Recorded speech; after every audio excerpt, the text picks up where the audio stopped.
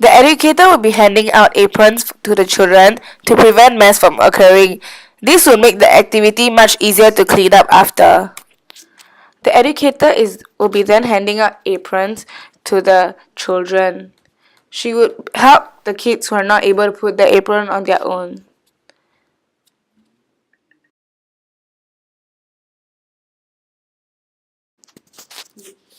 The children will be doing the activity called thumb printing.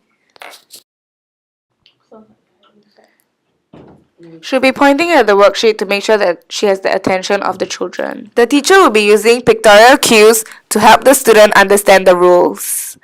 The first rule is that the children are supposed to take turns. The teacher shows them pictures of appropriate and inappropriate behavior to help them understand. The teacher uses large hand signs to make sure that the children understand what she's saying. She also reinforces her points a few times. Next, the teacher reminds them that the second rule is no eating. She tells them that the paint goes on the fingers and the paper only. And she reminds them not to eat the paint once again. She uses hand gestures to emphasize on the rules. The teacher uses scaffolding to help the children with their activity. She also demonstrates the activity once so that they know how to do it. She then lets them continue on their own. The children appear to break into a conflict. However, the teacher interferes and tells them not to fight and reminds them of the rules again. She tells them to take a look at the rules once more.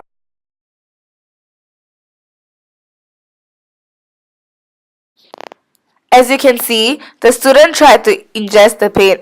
However, the educator emphasized on the rule of no eating once more. The second part of the indoor activity is dough making. The children combine flour and water to create dough. This activity helps them to enhance their sensory skills as they would be playing around with the dough that they have created.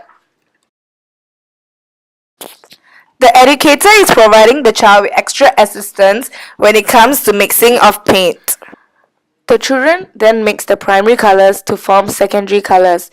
They do the mixing on their own without any assistance from the teacher. Through this activity, they'll be learning about creating colors. The teacher supervises the children and jumps in whenever they need help squeezing the paint out, as sometimes it could be difficult for the children to get the paint out on their own.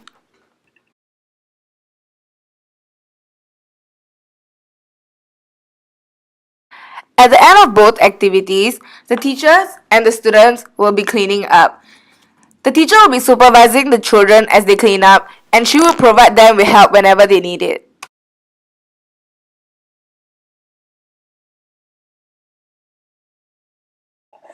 Moving on to the outdoor activity, the educator briefs the children on the visual schedule where they'll be moving from station 1 to station 3, and it's a visual representation of how they are supposed to carry out the task. Next, the educator actually hands the children an Olympic card where they will receive a star after completing the stations, and the educator briefs them on the expected behavior for the activity. For station 1, the child has to run around 4 cones in a zigzag manner back and forth.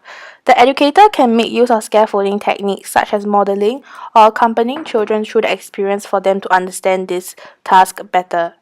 After completion of the activity, the educator will award the child with a star. For our activity, we'll be splitting the children into 2 groups of 4 so they will earn the star together as a group on their Olympic card. For station 2, the child is supposed to complete 10 full jumps using a skipping rope. The educator will count together with the rest of the group members. The child is allowed to restart from where they tripped. The educator is encouraged to use descriptive phrase throughout the activity to encourage the children to participate actively. For station 3, the 2 groups will come together and line up and face each other. Each child will get opportunity to throw and catch a ball 3 times. The outdoor activity allows children to enhance their gross motor skills as well as to interact with their peers.